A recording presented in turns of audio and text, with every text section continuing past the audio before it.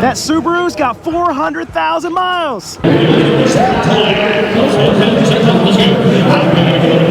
I think you're dragging something. Let's see if you fixed it. No. All right, check it out. Check it out. It's blue sky with some clouds behind me. It is springtime. I'm wearing shorts. Feeling good, feeling good. At the auction today. So nice. Let's go, let's go, let's go. Okay, this one was the thumbnail for last week, the picture that you clicked on to watch the video from last week, the auction video, and still here this week. That means it no sold. It brought some money in the lane, wasn't as much as the seller wanted, and so they never got together on a deal. And when they no sell it, a lot of times what they'll do is they'll just rerun it.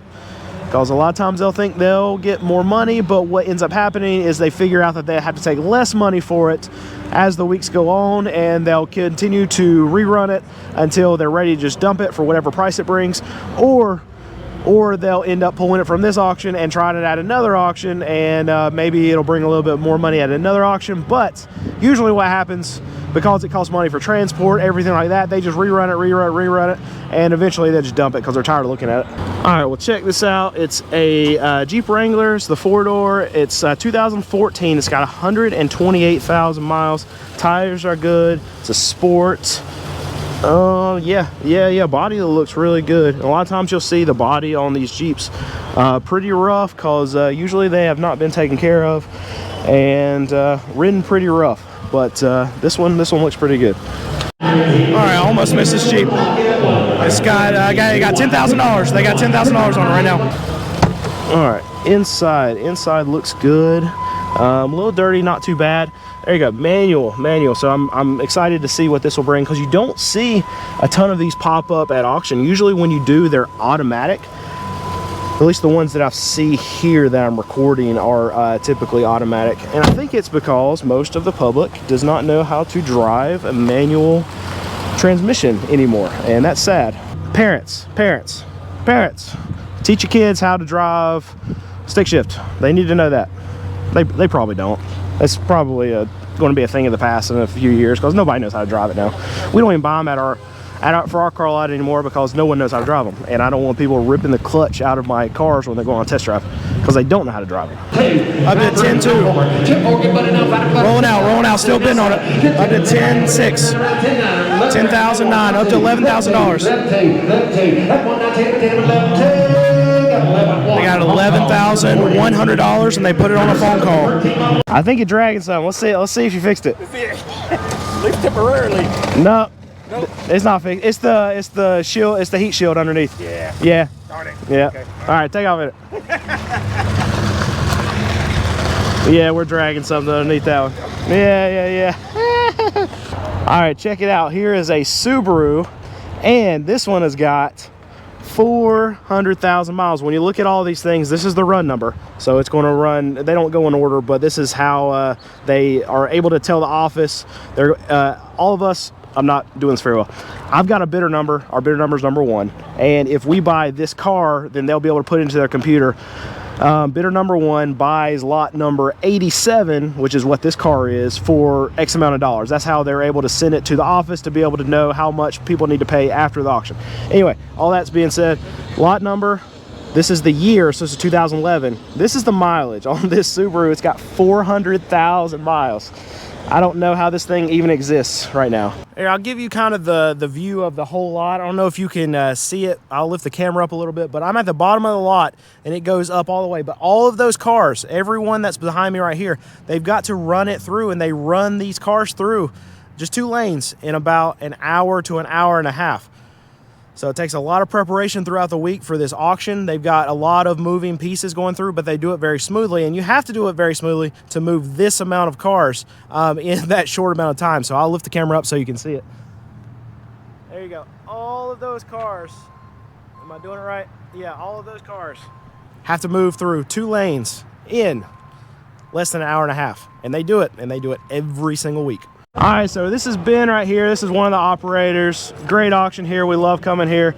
The auction's about to start, the main section of the cars. What are you doing right now? Because I see you're leaning up against the car, but what do you make sure is happening before the auction starts? Well, believe it or not, for the Next 15 minutes, this is like my break for the week. It's all the preparation for the sale all week, and then when the sale starts, we actually get a little bit of downtime. But I'm just waiting to do these in-ops with Maddie. Okay. So it's just loud in there, and sometimes nice to get away. Is there anything you guys have to wrap up before that sale actually goes through? I see a lot of your lot guys going through, make sure cars are cranking, gas. What are some of the headliner things that you have to make sure are running before the auction starts, or is it just preparation throughout the week and you just have it handled? It's mostly preparation for the week. Yep. There's some office work that has to be done, such as putting all the floors on the cars, make sure the auctioneers know they can and can't sell the cars. But other than that, yeah, we pretty much try to get ahead of the game before we start the sale. Good. That's what makes a good sale. Preparation throughout the week, then I guess. Fact. Good. I believe so. Oh my goodness, check this out. I want one of these so bad. That'd be so cool to drive around in that. Oh, look at it. Oh, can we open it? Yes, we can open it. Look at this. Oh, I have to own this. I have to own this. This is in the in-op aisle. Oh, but look, this is like pristine. Well, it's pristine as you can get for 1989. This is the kind of stuff I get excited about. I love this kind of stuff, these old vans. I remember my grandfather had one of these super, it's not pristine, it's got holes all in it. But my grandfather had like one of those old Aerostar vans. It was the bigger version of this. I think this is a Ford too. Yep, this is a Ford. So it had, he had the massive Aerostar van with the big junky motor in the front that you can't maneuver around at all to get anything fixed. But that van was so cool. The seats were so comfortable. It was just a freaking boat that's just floating down the they're junk. They're absolute garbage. But it's just something from childhood. I remember that, and that's so cool. Unfortunately, this one's already sold, so I can't buy it, but I want to have something like that. That's so cool. That's so cool. Look at the headlights. It just looks it's so ugly. It's so ugly. It's awesome. So ugly. It's awesome. Somebody said that about me before. I am so ugly that I'm awesome. All right, let's check this Charger. You know, I'll probably take a picture of this one to let it be a thumbnail, but it is 2014. It's got 96,000 miles. Outside body, actually the black really pops. Somebody took care of this thing. It's got a few little spaces here or there. Overall, it looks good though. I like it. It's got dual exhaust. I think most of them do though. Rims look good. Yeah, this car looks pretty good. And let's check the inside and see if that inside looks as good as the outside does. All right, trying to start at $6,500. I think we got one bid at $6,500. Up to $6,700, up to $7,000 already. All right, here we go. Inside, I don't know if you can see that. It's a little bit of stainage right there on the seats. Back seat looks better than the front seat does. Overall, I'll say this is probably a 7 or 8 out of 10. This car is in pretty good shape. Very interested to see what this one brings. I think this will bring quite a bit of money. Rolling out, we're still bidding on it. Lots of bids going through. Lots of bids coming in. Up to $8,000. Alright, so that Charger's already rolled out. Next car's coming in, but they're still bidding on it. Up to $8,200. Up to $8,600. They sold it for $8,600. Sold for $8,600. So I got some more examples of really high mileage vehicles. This one's got 243,000 miles, and this is a Prius. It's a 2011. It's got 194,000 miles. I just want to bring that up, and I'm showing you all these other cars that have high mileage out here at these auctions that are still running. And this one's a Hyundai. It's got 209,000 miles. It's because these vehicles that have been made in the last 10 years, while quality is down, overall, you can see there's a lot of little computer systems, little sensors. All this stuff goes bad. Paint is a lot worse now, but overall the motors and the transmissions of those vehicles that are built over the last decade, the last 15 years or so, they do last longer. They are able to the motors and transmissions go for a lot longer than the older vehicles. So yes, yes, the quality overall is down because they have a lot more moving systems, a lot more moving parts to go wrong, and a lot of the stuff that's made inside the car, a lot of cheap plastic things, a lot of cheap paint, exteriors are cheap, that kind of thing. Yes, I will agree with you, but overall the motors and the transmissions are made better now. They go for a lot longer than what these older cars used to go for, as far as mileage goes. Yeah, obviously price is way more expensive. All right, this one's very interesting to me. This is a Nissan Leaf. It's a 2014, but it's only got 18,000 miles on it. I'm guessing someone drove it for quite a bit, and then they couldn't find a charging station. And so this is why it doesn't have any miles on it. No, oh, interesting. Yeah, you know what? We're not done with the outside. So the body overall looks pretty good. I mean, it's only got 18,000 miles. It probably was parked in a garage, and someone realized that, okay, it's a pain in the butt to keep this thing charged, and it only goes like 3 miles after you charge it. All right, here we go. Here's that toaster. Hey, it won't charge all the way. It's like, but he said if you had a proper charging system, it may would charge up. We don't know, but being here, I don't know. We don't have that motivator. It will not come to a fully charge here.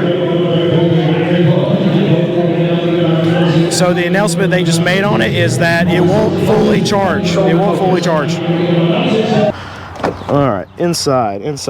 Actually, it's been worn a little bit. Overall, though, it looks pretty good. I'm curious. I have no clue what something like this should go for, but we're going to find out what a dealer will pay for it. So there you go, a little Nissan toaster, plug-in toaster. That's what we'll check.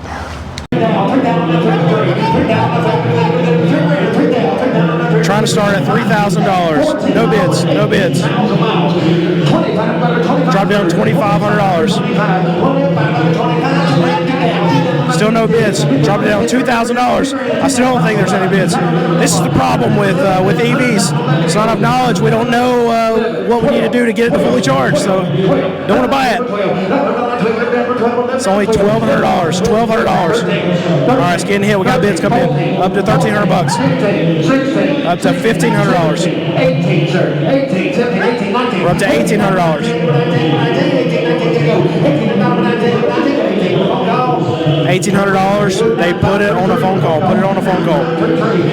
All right, so I just talked to one of the operators of the auction, and he said that last week was a very good week for them. They sold a lot of cars, and the more important thing is that a lot of the trash that they had sitting around that been running week after week after week, a lot of that stuff sold. And that's an element of the time. With it being around tax time, dealers are willing to pay a little bit more, and you get new dealers that come into the system. You saw in there that there are about double the amount of dealers that are usually at this auction, and when you have new dealers come in, they don't necessarily know the cars that have been running week after week after week after week, so they'll bring a little bit more money because you have new buyers coming in and know that okay, well, this is a car that something's wrong with it. That's probably why it's been running week after week after week, or the seller just wanted too much for it. So the dealers that have been here for weeks, they are not going to bid on that car again, but the new buyers coming in, because of the time period, they're going to raise their hand on that stuff. And that's why these auctions, they like to see tax time come around, because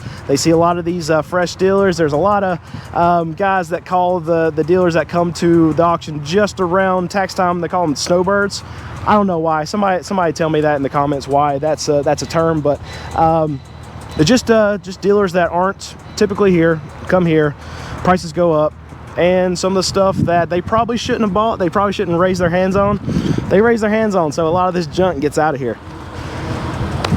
Snowbirds, whatever that means. All right, and if you see me walking around, if you see this little thing up here, what it is a mic. It's so I don't have to have the little wired mic going in. It's wireless. Hopefully the sound is okay on it.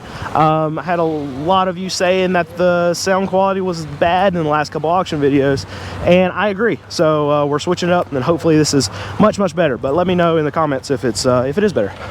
I get a lot of questions about Mazdas, and in particular the newer ones. This 2017, you say whether it's a newer one or not, but it's got It's a 2017. It's got 139,000 miles. Outside body looks pretty good. I do want to get the price on it from what it's going to run for. It's a CX-5. The outside body looks fantastic. So this should give us a pretty good gauge of what they're going to go for on the wholesale level, and then what you'll be able to buy one for used. All right, here's this Mazda going through, trying to start at 61,000. I'm sorry, they already got money on it. Got 6,800 bucks, up to $7,000. Got bids rolling in, 7,400. All right, inside looks no, it's not great. See all the pressure cracks. That's what happens with leather, and especially if it's in a really hot area, and if the leather's not really high quality, which is it's a Mazda, so I mean they were made kind of cheap. This is not a luxury brand or anything, so they're not spending extra money up on the leather. So you're going to expect this, especially if it's parked outside in a very hot area, which in North Carolina summers it can be. This is probably a local car, but other than that, the car looks pretty good. So we'll go inside and get a price on this thing. Up to 7,700, 7,800. We're up to 8,000, 8,100. There you go. It's rolling out. We're still bidding on it. Up to 8,300. All right. Every time it yelps, he's got a bid coming in. So we're up to 8,500, 8,700.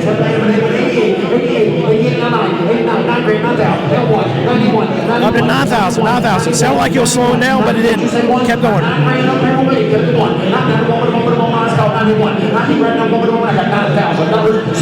All right, they got $9,000 and they sold it. $9,000 and they sold it.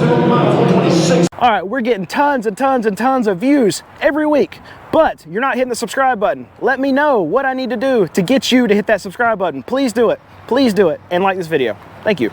I just want to show you this car right here. This is a 1996 Ford Taurus.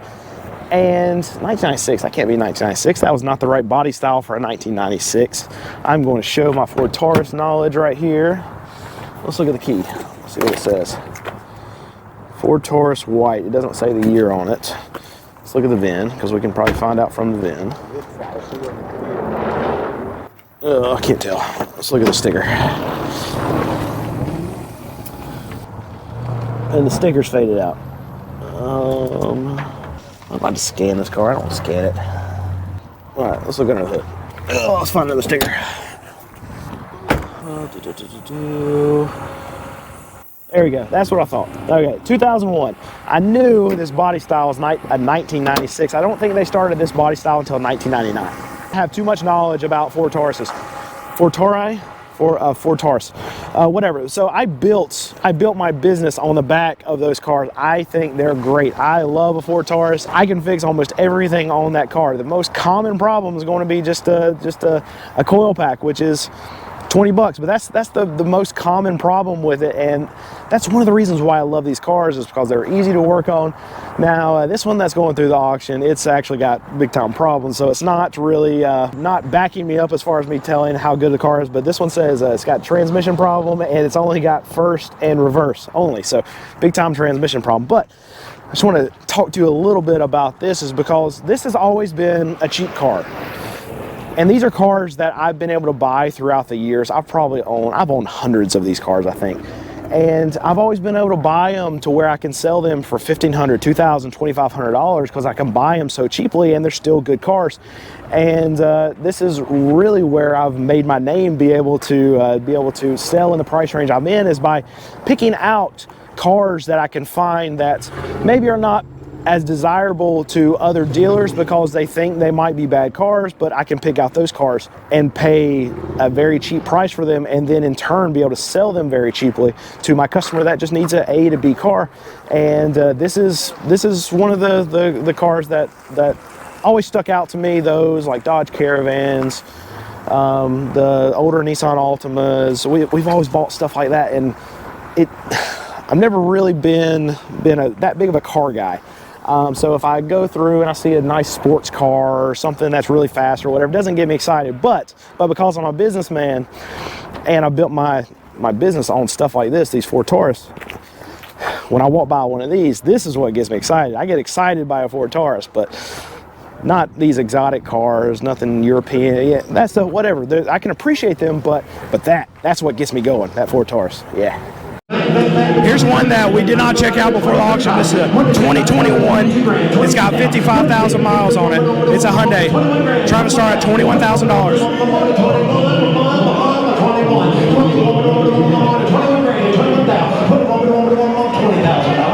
Drop down $20,000. Nobody bid on it. Nobody bid on it. Floor guys trying to beg for bids. Drop down $19,000. Still no bids. Still no bids.